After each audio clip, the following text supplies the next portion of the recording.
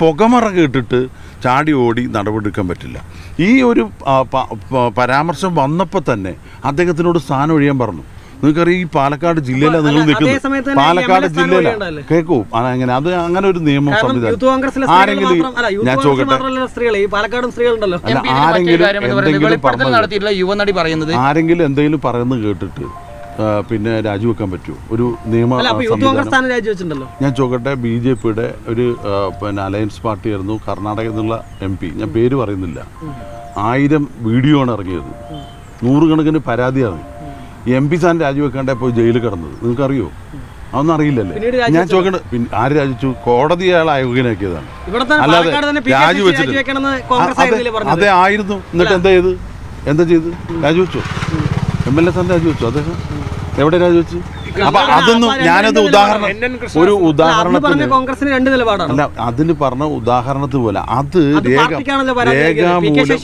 രേഖാമൂലം നൽകിയ പരാതി പുറത്തു വന്നിട്ടാണ്. രേഖാമൂലം നൽകിയ പരാതി പുറത്തു വന്നാണ് ഈ രാജി ആവശ്യമുണ്ടായത്. അവിടെ രേഖാമൂലം പരാതി പോലീസ് സ്റ്റേഷനിൽ പോയി കേസെടുത്ത് ജയിലിലായിട്ടാണ് പരാതി കൊടുത്തത്. അപ്പോൾ ഇവിടെ ഒരു കാര്യം നിങ്ങൾ മനസ്സിലാക്കിയോ, ഈ അത്തരത്തിൽ ഗുരുതരമായിട്ടുള്ള ഒരു വീഴ്ച ഉണ്ടായിട്ടുണ്ടെങ്കിൽ അത് പാർട്ടി പരിശോധിക്കുമെന്ന് പറഞ്ഞല്ലോ. അതിനെ പ്രോത്സാഹിപ്പിക്കുന്ന പാർട്ടിയല്ല കോൺഗ്രസ്. കോൺഗ്രസിന് അനഭിലഷണീയമായിട്ടുള്ള കാര്യം ആരുടെ ഭാഗത്തുണ്ടായാലും മുഖം നോക്കാതെ കർശനമായി നടപടി സ്വീകരിക്കുന്നു നേതാക്കന്മാർ പറഞ്ഞിട്ടുണ്ടോ? പൊതുപരിപാടികൾ പങ്കെടുക്കേണ്ടി വരും. ഇന്നലെ DYFI പ്രഖ്യാപിച്ചിട്ടുണ്ട് അദ്ദേഹം ഇവിടെ പാലക്കാട് ഒരു പൊതുപരിപാടിക്ക് പങ്കെടുക്കാൻ പറ്റില്ല. താങ്കളുടെ ഫണ്ട് ഉപയോഗിച്ച് തന്നെ മുനിസിപ്പൽ ബസ് സ്റ്റാൻഡ് ഉദ്ഘാടനം അതിൽ മുഖ്യാതിഥിയായിരുന്നു. അപ്പൊ ഇങ്ങനെ ഈ പരിപാടികളിൽ നിന്ന് മാറി നിന്ന് അത് മണ്ഡലത്തിലെ ജനങ്ങളെ കൂടി ബാധിക്കില്ല സ്വാഭാവികമായിട്ടും? DYFIന്റെ പ്രഖ്യാപനത്തിനൊന്നും ഞങ്ങൾ വില കൽപ്പിക്കുന്നില്ല.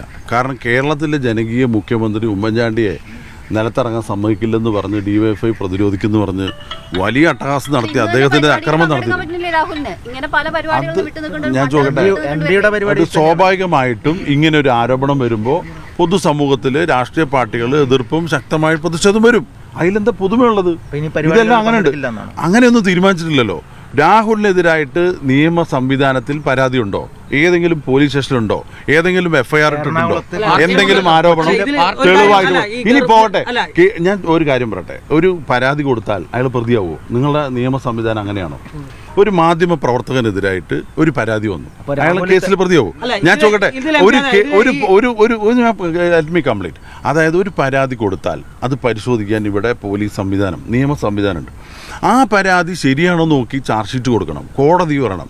കോടതി അന്തിമമായി കുറ്റക്കാരനാണെന്ന് വിധിക്കുന്നതുവരെ അയാളെ പ്രതിയാക്കി കാണാൻ പാടില്ലെന്നത് ഇന്നത്തെ രാജ്യത്തെ രാഷ്ട്രീയ സംവിധാനമല്ല, നിയമ സംവിധാനമാണ്.